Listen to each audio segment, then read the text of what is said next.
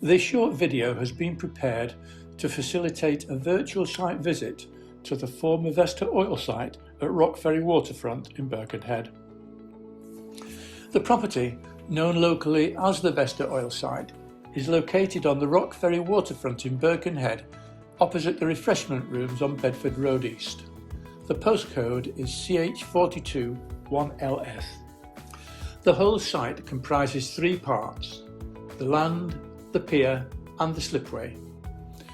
Due to its current eyesore, it is one of the signature projects in the Ferry Waterfront regeneration scheme, which is part of Wirral Council's Mersey Coastal Park strategy to create a 4-mile waterfront linear park along the river frontage, starting at Eastern Country Park in the south and finishing at Ferry Waterfront in the north.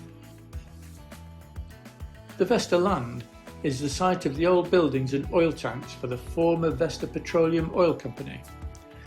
It is a flat area of land about 3/4 of an acre adjoining the waterfront just off Bedford Road East. There are large areas of concrete slabs which were the original basis to the old buildings.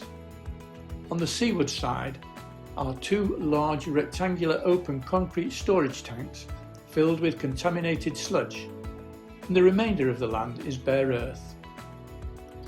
The high-level pier, which leads directly off the Vestor land, is in two parts. The first part was the original pier to a floating landing stage used by passengers boarding the ferry to Liverpool, but this service was discontinued in the 1950s. The second part was the subsequent extension by Camel Laird to allow ships to tie up alongside this extended pier using the 4 mooring dolphins in the river, and then later used by the Vestor Petroleum Company to discharge oil and sludge to the oil flushing storage tanks on shore.